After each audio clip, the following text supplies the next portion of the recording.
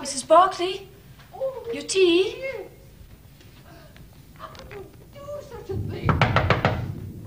Your tea, madam. David! Your tea, madam. You betrayed him!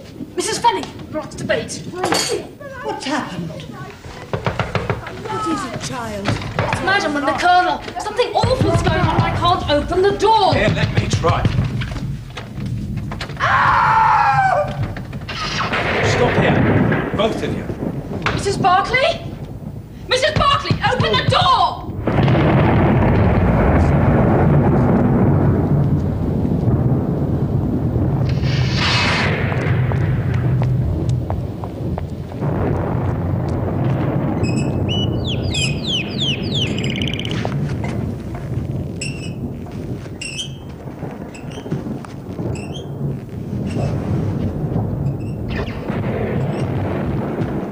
Open the door! The door's locked on the inside as well, and there's no key. I'm going out for a doctor and the police.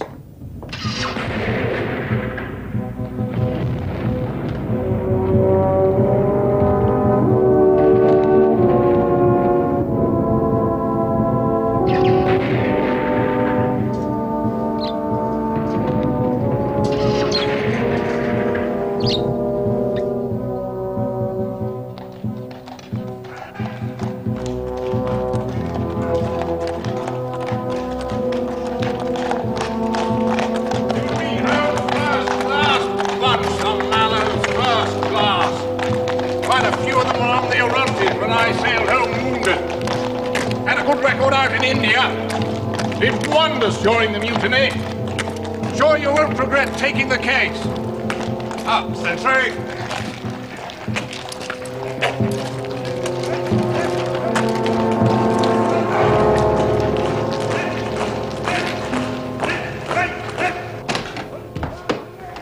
Dr. John Watson, formerly medical officer attached to the Royal Berkshires, now in civilian practice. Murphy, second in command, temporarily in charge of the Royal Mallows following the tragedy of our Colonel's death. And this will be Mr. Holmes. Please.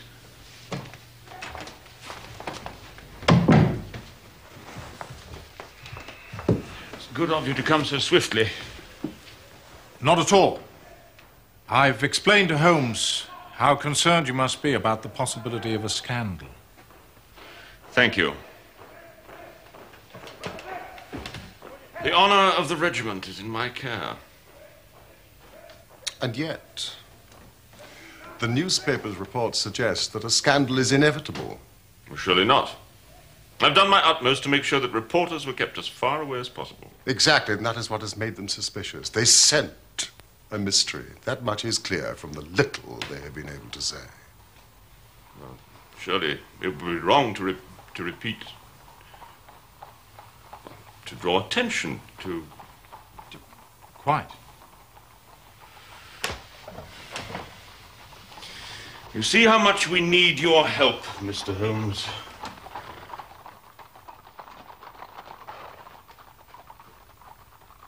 What do you say, Holmes? What can I say? Major Murphy, you have told me nothing. I have come down here after persuasion from my friend, to Aldershot, who has more interest in military matters than I.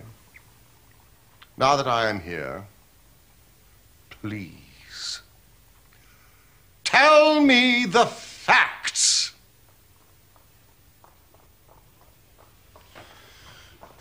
The commanding officer of this regiment, Colonel James Berkeley, was found dead in his villa at about 10 o'clock the night before last. The body was found by Private Bates, his batman, lying in the morning room. There was a ragged cut 2 inches long in the back of his head, which had evidently been caused by a violent blow from a blunt instrument.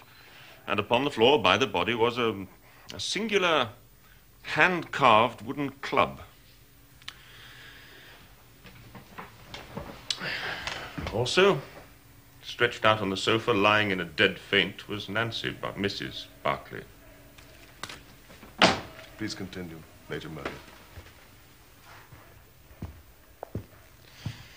The servants had been alerted to the tragedy by the sounds of a quarrel between the Colonel and Mrs. Barclay.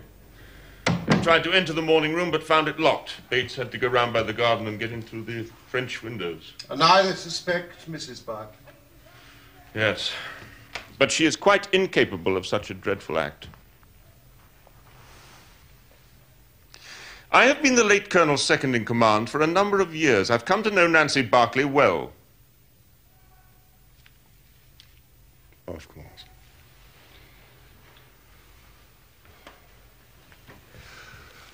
Tell me about Colonel Barclay. Was he highly regarded by the men under his command?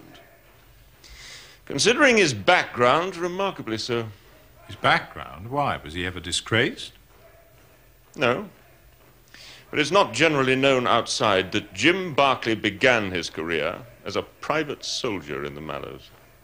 Did he indeed?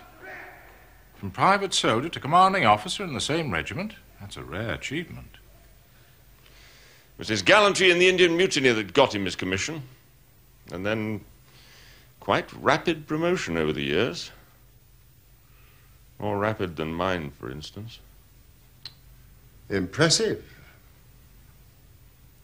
And I suppose the unfortunate Mrs. Barclay's in custody? No. Not exactly, no.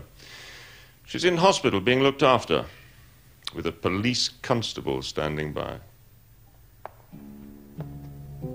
Nancy Barclay is a handsome woman now. But you should have seen her as a young girl in India 30 years ago. She was a daughter of the regiment. Her father was the regimental son major, R.S.M. Devoy, and therefore quite a formidable father-in-law for any soldier. I remember that all the men in my company thought her quite the prettiest girl in the garrison. As a junior officer, I had little to do with her, but I was aware that she was a most charming, most vivacious and spirited girl.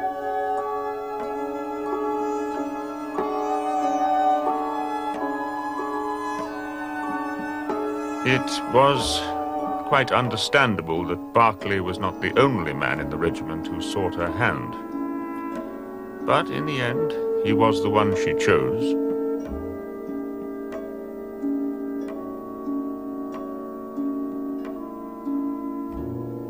They were married at Bertie, not far from Cawnpore, a few months after the besieged garrison there was relieved by General Neil's column in the summer of 1858.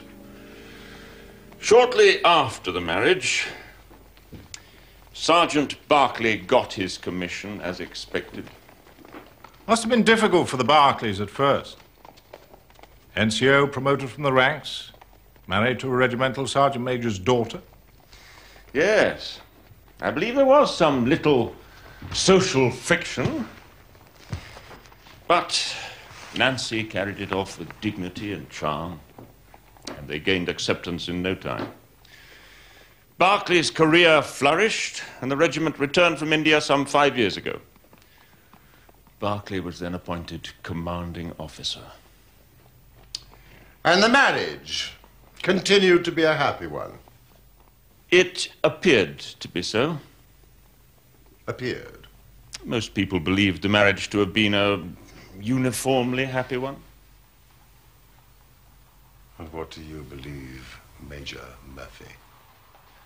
My position as second in command often took me to the Barclays' house. I saw a different side to the marriage. The truth is more important than loyalty to your late commander. One night, I'd been dining at the Barclays.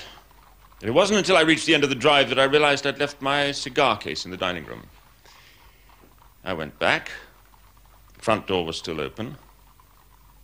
Jane, the maid, was in the hall. I'm glad you're still here. I've left my cigar case on the table.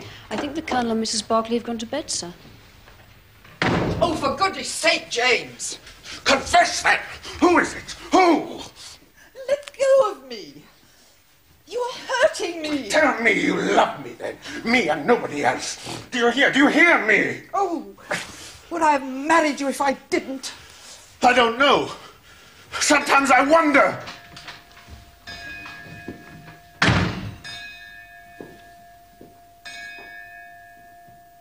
And this expression of jealousy occurred within seconds of you, Major Murphy, leaving the Barclays' hut.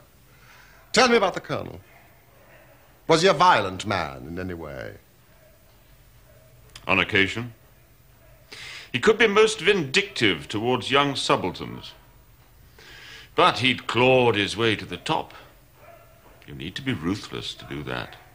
Well, surely he didn't still feel out of place as an officer? No, I don't think so. But he was subject to a peculiar form of depression. The Queen. The Queen.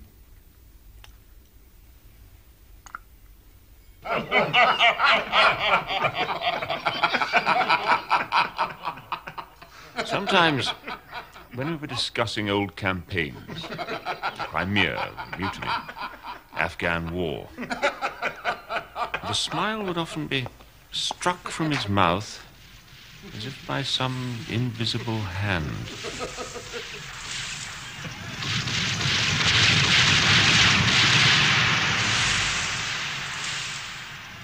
Yes, long service in India can have that effect. I saw that when I was in the Berkshires.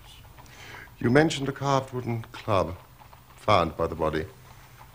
One of the Colonel's Indian souvenirs. I believe the servants deny ever having seen this club before. Certainly I've never seen it on any of my visits. It was quite long. And the police, I suppose, have retained it for examination. Yes. They believe it to be the murder weapon. Do they indeed? Do you know, I think we should begin by visiting the Barclays' house. Unless, of course, it is possible to interview Mrs. Barclay. I'm afraid she's still unconscious. I thought as much.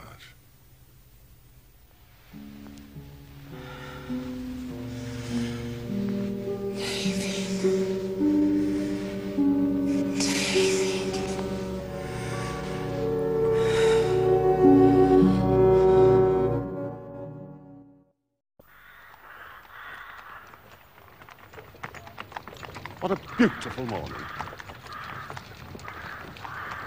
Holmes, suppose Mrs. Barclay had a lover and the Colonel had found out. Major Murphy seems to have been rather close to her. You know, mild adultery has always been commonplace among officers and their wives serving in hot climates. Thank you, Watson, for educating me in military morality.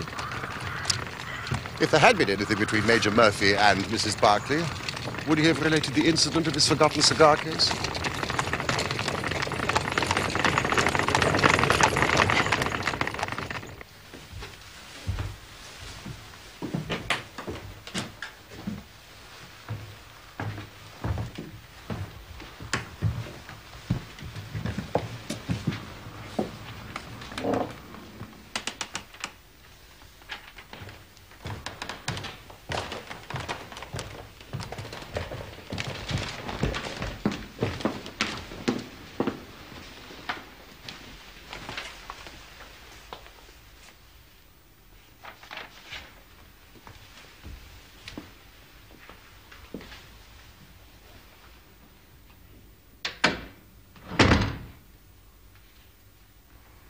It was about 7:30, sir, and I was waiting at table.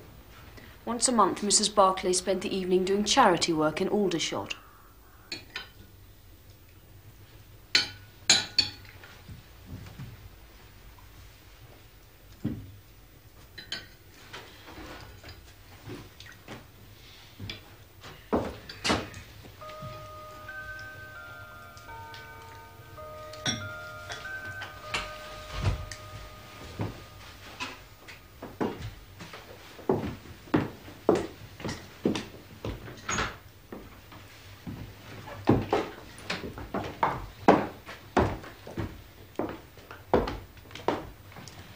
Where are you off to in such a hurry? Well, the distribution of old clothing starts at 8 o'clock. And I promised Anne Morrison I'll be at the Mission Hall on time. Well, if you want to catch some filthy disease from a lot of flea-ridden Dynamites, I suppose that's your affair. I believe in putting back into life as much as one gets out of it. We've been fortunate with our lot. Others haven't been so lucky. Don't be late back. Of course not.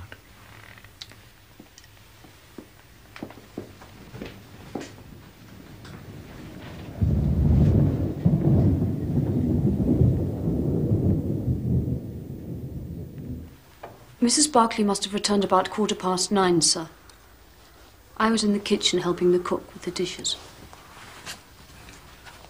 There was thunder in the distance, and I was just saying to Mrs. Fenning that there was a storm brewing when the morning room bell rang. I came up here to find that Mrs. Barclay had returned. She was walking up and down this room, sir, very pale, upset.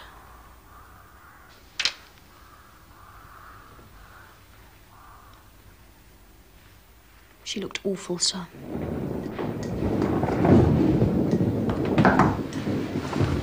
You rang, madam? Yes, Jane. Bring me some tea, will you? Of course, madam.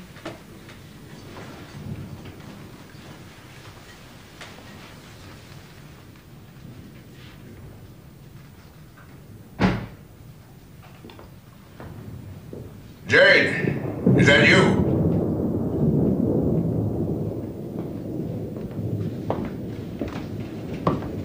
Yes, sir?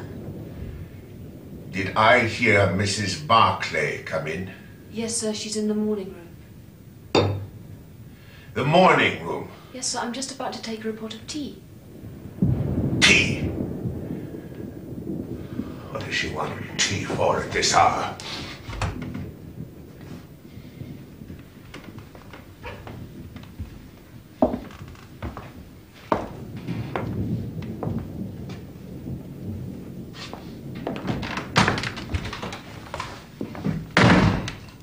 And that presumably was the last time that anyone saw Colonel Barclay alive. Yes, sir. Can you think of any reason why your mistress came into this morning room at that time of night when the fire was unlit? No, sir. Did she often make a point of purposely avoiding the Colonel? Had you ever heard them arguing before? Not to my knowledge, sir.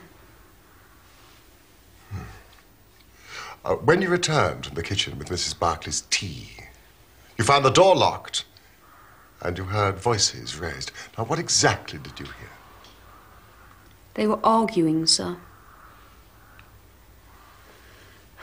Mrs. Barclay called the Colonel a coward. She said, "You have ruined my life all these years." Mrs. Barclay shouted the name David. She said it twice. David? Could you swear to that? It was perfectly clear, sir. But the Colonel's name was James. Have you ever heard Mrs. Barclay refer to anyone called David? No, sir. I don't think she or the Colonel knew anyone by the name of David. And Major Murphy's Christian name is Patrick. Had they had any visitors recently by the name of David? I don't think so, sir. The club that was found by Colonel Barclay's body, had you seen it before? No, sir. The Colonel had several trophies from India, but nothing like that club. Are you sure of that, Miss Stewart? Yes, sir. I don't know where it came from. Thank you, that is all. Oh, no, there is just one last thing. Major Murphy once left his cigar case here. Did you manage to find it? Yes, sir.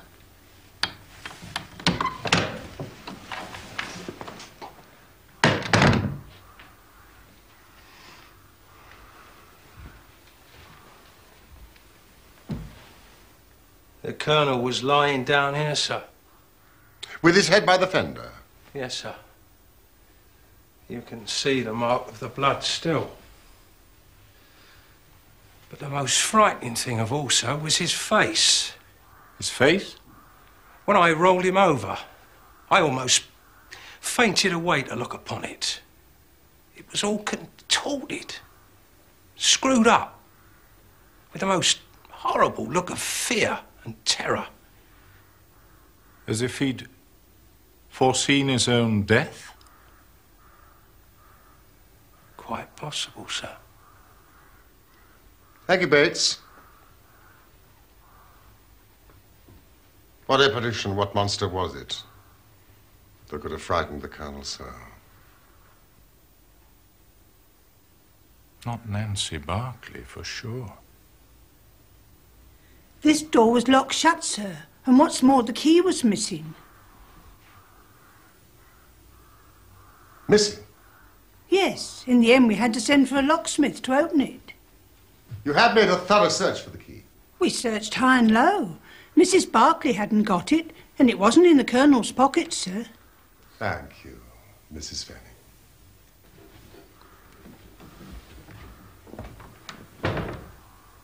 Watson, if the key was not in the door, and neither Mrs. Barclay nor the Colonel had it, then there must have been a third person. exactly, who either entered or left through those windows.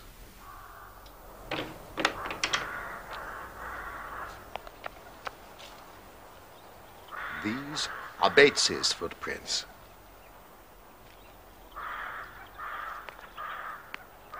And these are the footprints of someone else.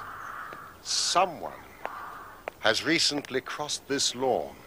The marks are just visible.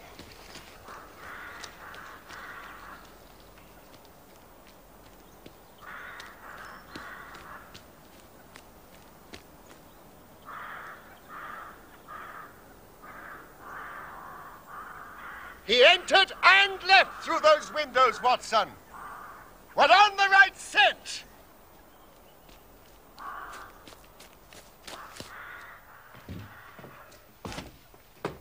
Watson, look at this. What is it? Our intruder had a somewhat unusual companion.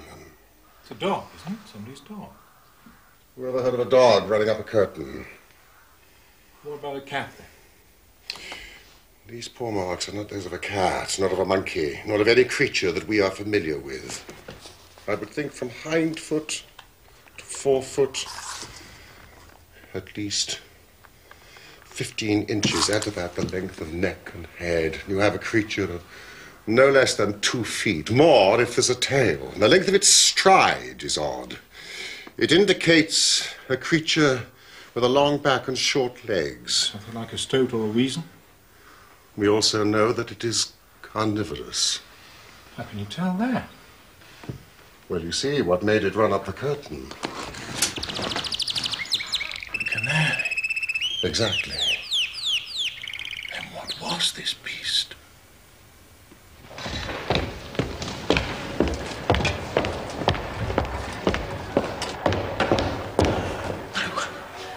I can't. I cannot betray a friend. Please don't ask me to.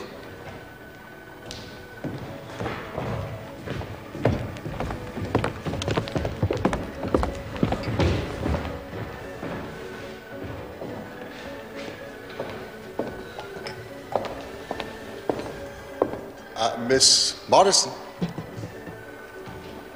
When Mrs. Barclay left her house to come here 2 nights ago, she was happy and contented. When she returned 2 hours later, she was a changed woman. Now the police suspect her of murder. You owe it to your friend to clear her name. You must tell me what happened last night that so changed her. Very well. I shall break my promise of silence if what I can say can really help her. So there was something. It was most bizarre. I should explain that we come across all sorts and conditions of men here. Yet the other night I saw the most extraordinary creature I have ever seen. Not only had he a crooked back, but he was lame and walked with his knees bent. His face was darkly tanned, crinkled and puckered like a withered apple. I thought to myself that truly there are some of us on this earth who are burdened with more than their fair share of misfortune. This vision was made more unusual by the oriental garb the man was wearing.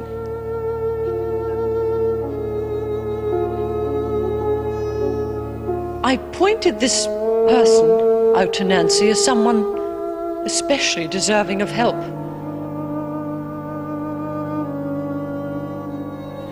Nancy had indeed been in good spirits that evening, and I saw her go towards the man and ask him if he needed assistance. It was now that a change came over Nancy. She had begun a conversation with the man when suddenly all the color drained from her face. She looked as though she had seen a ghost. The man, too, seemed to be strangely affected by the sight of her, and I saw him gesticulating wildly. Well, Nancy and the man went to a quiet corner of the hall, and they talked together for a few moments or so before I heard an angry shout from the man and saw him storm out, waving his fists in the air.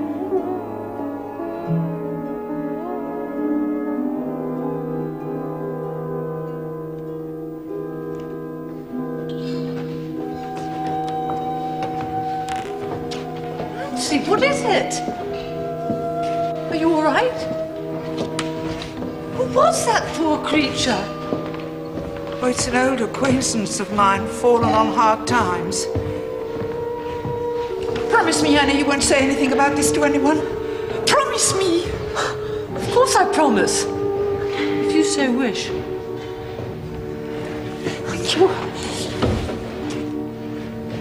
And the identity of this man? I thought you might ask me that. Well, after this terrible happening, Nancy left. I naturally made a few inquiries among some of the regulars. Such an unusual-looking creature has, of course, attracted attention. It appears he is an old soldier recently back from India. And no one knows anything else about his background, except that he makes a living by entertaining the troops. Conjuring tricks. That kind of thing. And did you tell the police about him? Of course not. A promise is a promise. Yes, of course. Thank you, Miss Morrison.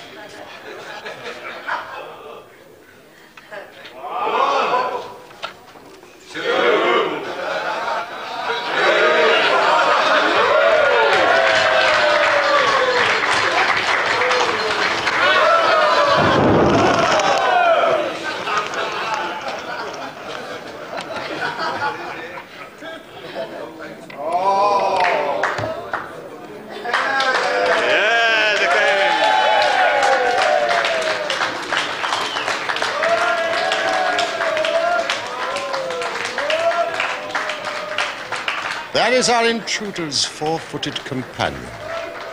It's a mongoose. I think we've found our man.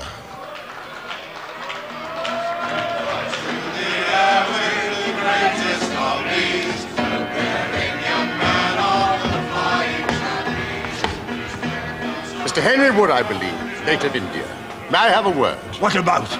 The little matter of Colonel James Berkeley's death.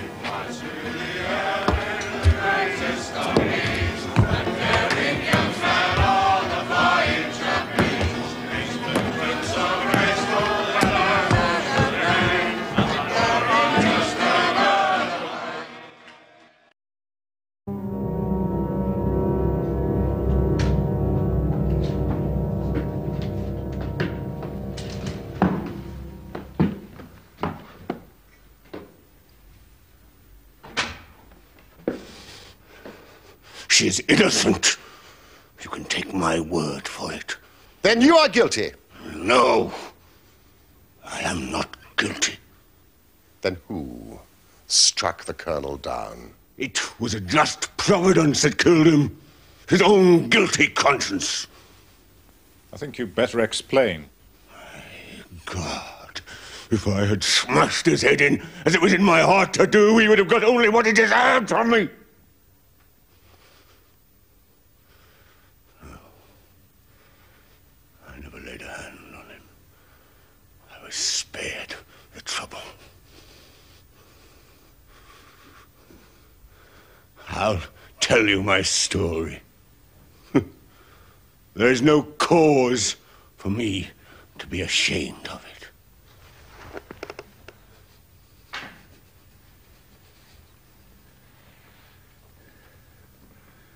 You see me now, with my back like a camel, and my ribs all awry.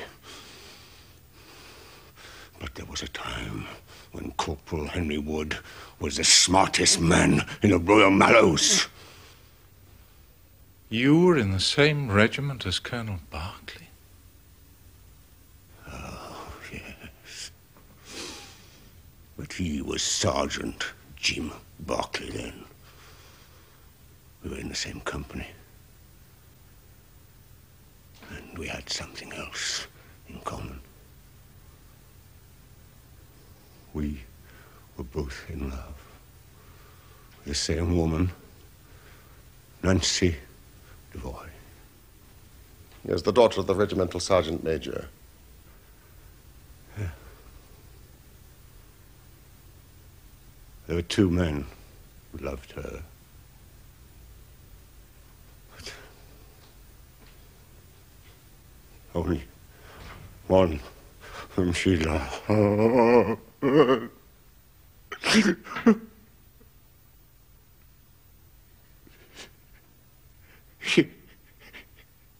You'll laugh when you look at this poor thing huddled in front of the fire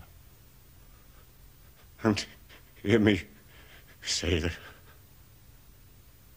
it was for my good looks that Nancy loved me.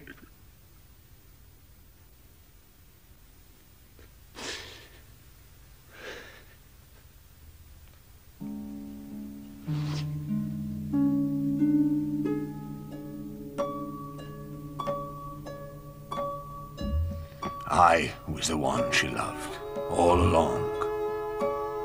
But although I had her heart, her father didn't approve of me.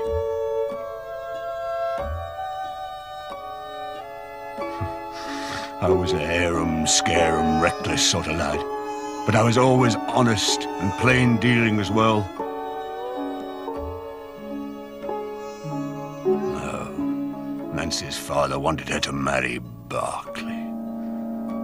He was careful to keep out of trouble, always did the right thing. Not like me, who took Nancy to places her father didn't like. Besides, Berkeley had had an education. He was already marked for the sword belt. RSM Devoy naturally thought Berkeley the better match for his daughter.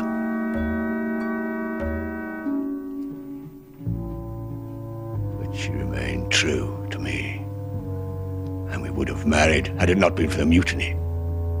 Why did Nancy Devoy not marry the man she loved? It was monsoon time in 1857, and the sepoys rose up against the British. The regiment was shut up in Bertie. There were 10,000 rebels round us, pinning us down like terriers round a rat cage. We don't short of food and ammunition, and we had to communicate with General Neal's column that was moving up country. It was our only chance to get help.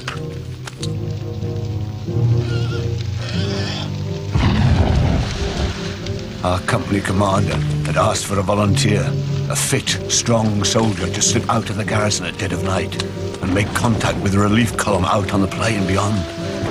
Like a fool, I volunteered. It was a dangerous mission, all right. There were 1,000 lives in peril. But I was thinking of only one of them.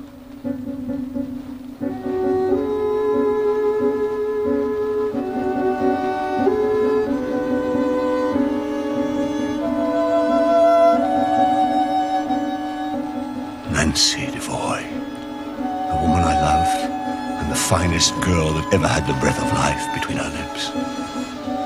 Saying goodbye to her was the hardest thing.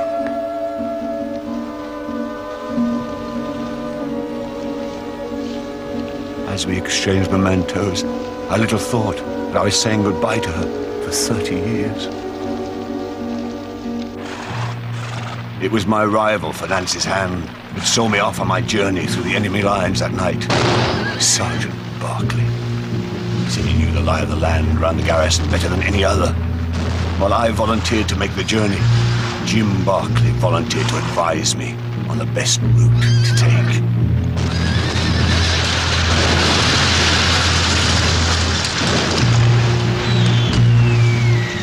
So, just after 10, while my comrades gave me covering fire, I set off.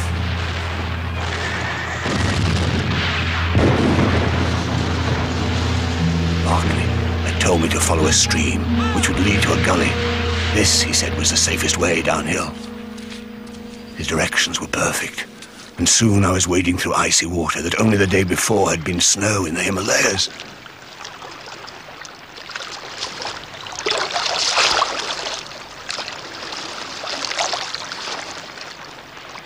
I could see the lights and fires in the rebels' camp, but I kept well down, out of sight of their sentry posts. I came to the gully and thought I was safe.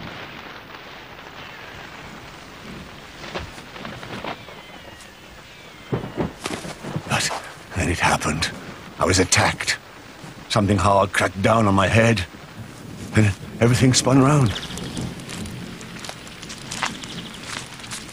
When I came to, I was trussed up like a chicken and hanging from a tree. My arms felt as though they were being wrenched out of their sockets. I didn't mind the pain, but I was sick at heart for having failed in my mission. What would be the fate of those I had been trying to save?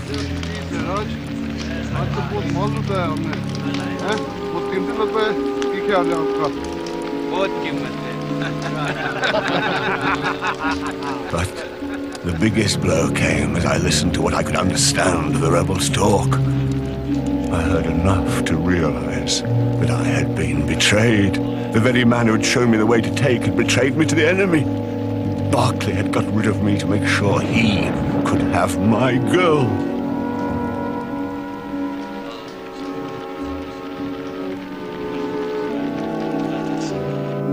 Now, you know what James Barclay was capable of.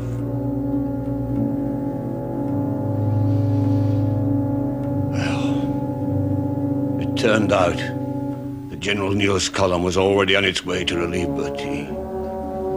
The rebels were retreating. They dragged me away with them.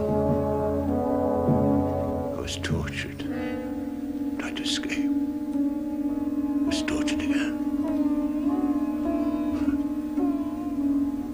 It was to be many a long year before I saw another white face.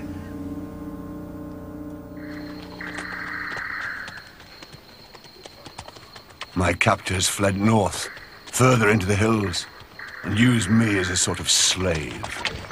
I was treated worse than a dog, and they damn near broke every bone in my body. Sometimes I'd wish they'd just killed me. But My thoughts of hatred and loathing for the man who destroyed my life kept me going. I dreamed of revenge on Berkeley.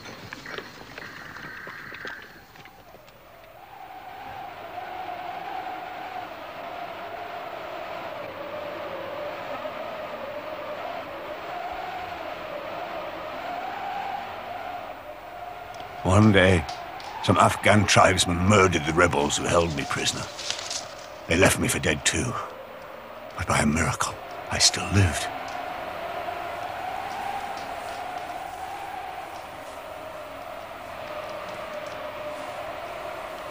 So, I had my revenge on my torturers.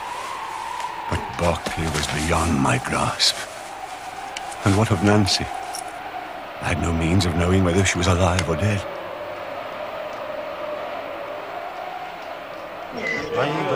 I wandered back to the Punjab and lived among the natives, picking up a living by the conjuring tricks I'd learned from the street magicians. What use was it for me, a wretched cripple, to get passage back by ship to England and make myself known to my comrades in the regiment? Even the desire to have my revenge on Jim Berkeley didn't make me go. And why?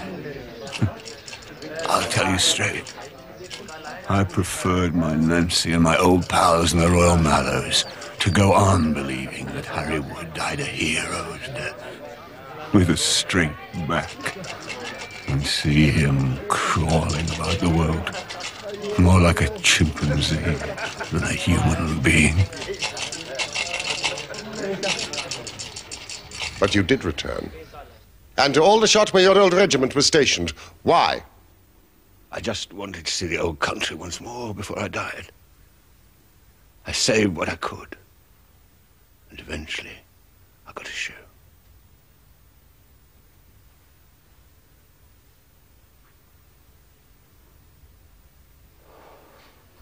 I didn't know the regiment was stationed here in Aldershot. I just wanted to be where there were soldiers. I could earn my keep, going round the canteens, doing my tricks to entertain them. And I no longer wanted to kill Berkeley. The fires of revenge had burnt low over the years.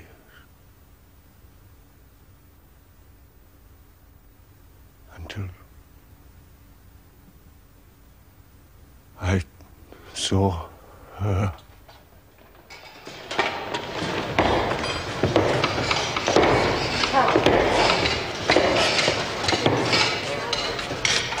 I thought I'd better get some English togs. I look comical enough without wearing these foreign clothes the whole time. At first, I was more interested in finding a thick overcoat than looking at the charity ladies who were doling them out. Then, one of them came over. I recognized her at once. She'd hardly changed. Still beautiful. What's more amazing is she seemed to know me. Good evening. Can I help you? Have you been able to find anything that...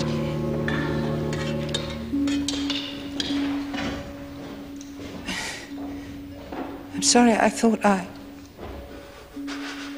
Nancy, it is me. Harry, don't be afraid.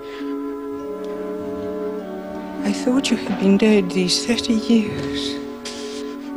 I have been. I swore you'd never see me like this.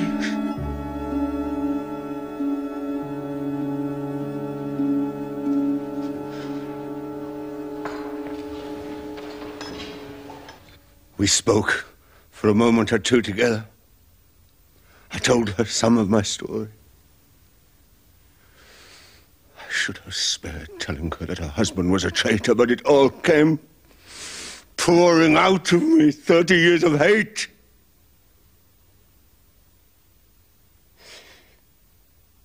She was so affected by what I said. I couldn't stand it. I went outside. Then I saw her come out of the mission, and I followed her home. I saw her go into the house. A light came on. I saw her sitting in a chair. And then he came into the room. James, I've got to talk to you. What are you looking back for? Don't be back late, I said. Don't be back late. I have to talk. You've been with someone. No, You have been with someone. Take the house to the Who is it? Who is it? You don't know. I saw him. You're an culprit, didn't you? You've ruined my life. All these years. All these years. Oh, how could you do such a thing? It was evil. No, I hate you! I hate you! I hate you! No, Dad! To see him lay a hand on her made me mad with anger. My feelings overcame me. No! David! David, you betrayed him! It's not true! But he's alive, I tell you, I've seen him! You're lying! No! You're mad!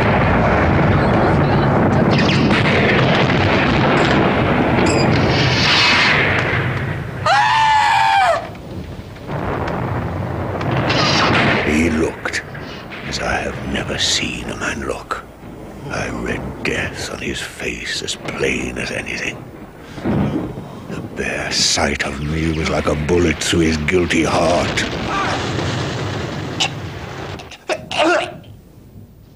Mrs. Barclay? Mrs. Barclay, open the door! He smashed onto the fender, but he was dead before he fell.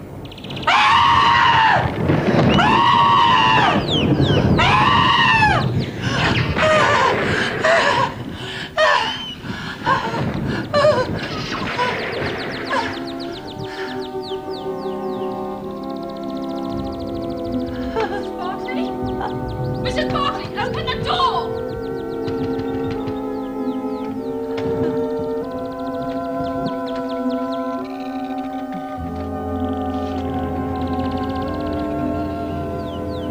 I took the key of the door from Nancy's hand, intending to open it and get help. And I thought I'd better get away, for things might look black against me. In my haste, I thrust the key into my pocket, whilst I was chasing Teddy, who escaped from his box and run up the curtain. Teddy.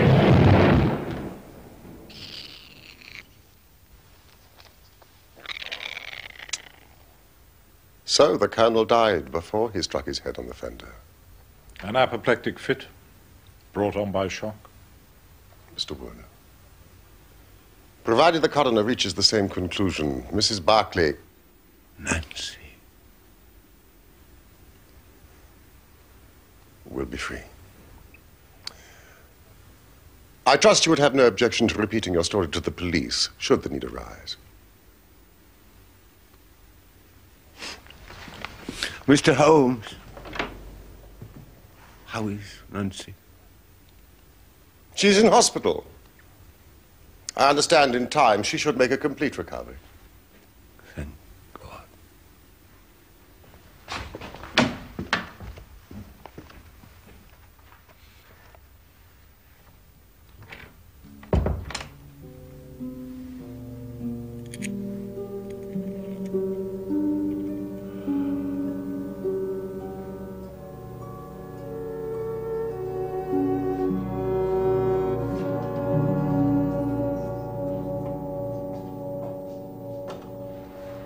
Oh, Annie, how lovely to see you. You're better.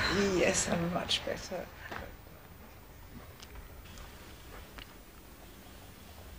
Holmes, there's just one thing I don't understand. If the Colonel's name was James, and Wood was called either Henry or Harry, then who the deuce was David? Ah, my dear Watson, that name David should have told me the whole story. Had I been the ideal reasoner, which you are so fond of depicting, but alas, my powers of deduction failed me. You see, David, in this case, was evidently used as a term of reproach. Reproach? Don't you remember how King David sent Uriah the Hittite into the forefront of the battle to die so that he might steal his woman Bathsheba. I think you'll find the story in the first or second book of Samuel. My Old Testament is a little rusty.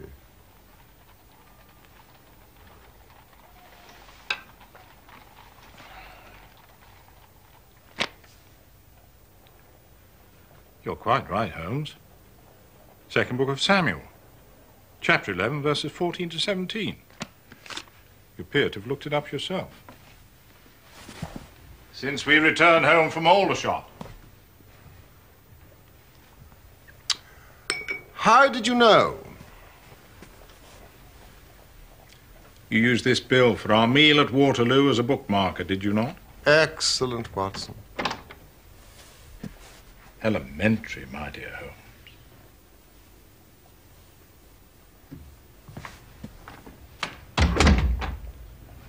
Good night, old fellow.